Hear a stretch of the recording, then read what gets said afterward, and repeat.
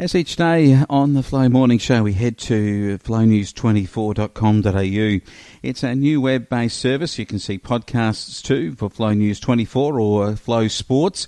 And each day we're bringing content not only from the radio station but for our team of writers. And one of them is John McDonnell in our Canberra bureau. And he writes, the media campaign is set to destroy the Morrison government, but it may have bitten off more than it can chew. And the revelations in the last 24 hours that Sarah Henderson, a Liberal senator, has raised allegations about the circumstances of a Labor member of Parliament in whom an allegation of rape has been made yesterday by an email sent from an unnamed woman, and the politician at this point publicly is unnamed. And in the context of that, John McDonnell writes that Brittany Higgins, the frenzied response of the media, which was also a clear factor in the hospitalisation of Linda Reynolds, the minister whom its office, the alleged situation had occurred. But not only that, because the circumstance involved the media,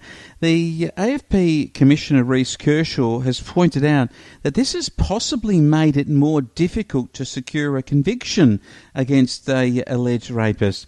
And what then was the point of the media frenzy, asked John. The inescapable conclusion is that it was part of a weaponised campaign to damage the Morrison government in the run-up to the next election. John continues in his writing then on Friday, the indefatigable Louise Milligan of the Four Corners program, an ABC product, who, as John writes, doesn't waste an opportunity to attack a Conservative politician, hit the airwaves with an historic alleged rape against an unidentified cabinet minister in the Morrison government. This is a second issue or situation. And then Anthony Albanese confirmed on the Sunday Insiders program, the ABC product again, and the Four Corners had that been sniffing around this allegation for months. John continues in his writing, it involved a woman who alleged that she had been raped by a cabinet minister in Sydney in 1988 when she was 16. Now, at that time, most of the male members of Cabinet would have been in their early 20s or younger. None of them was in Parliament, so there's a different jurisdiction, not the AFP here, but the New South Wales Police that would be involved. Now, this is how it's unfolded. According to John, this woman had raised the allegation with New South Wales Police in February of last year. She subsequently told them she did not want the matter investigated, and a few days later she took her own life.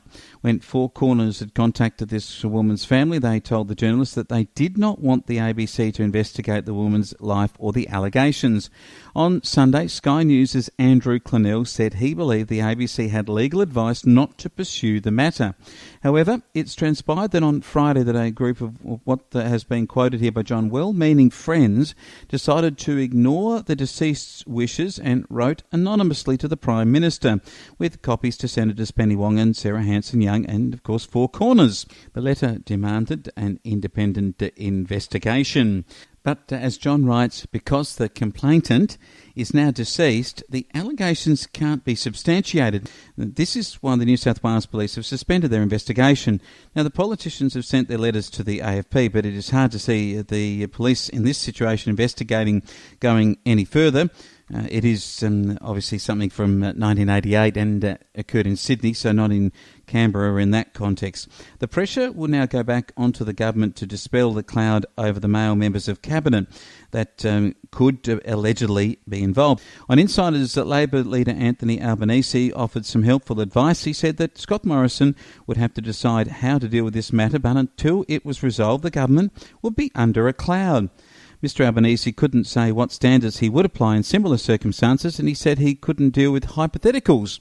It is an inescapable inference that the ABC has had a role in promoting this story, writes John, at the expense of the government and against the expressed wishes of the complaint. Unlike this Sam Maiden's article of news.com.au, where they've not provided the full context of the allegation, by doing this they have become actors in the political environment rather than reporters on it. John says this is contrary to the ABC Code of Conduct, but he says that he's not expecting to see Paul Barry mention this on Media Watch, or even less Ida Buttrose have something to say about it. I suspect that Anthony Albanese wasn't expecting Senator Sarah Henderson to table to the AFP the emails that came to the fore on Sunday afternoon. Now one would suggest that this is going to be played out so dangerously in the media when these allegations should be heard in court. In the context for this story, we will give the lifeline number as 131114, and further details on this story at flownews24.com.au.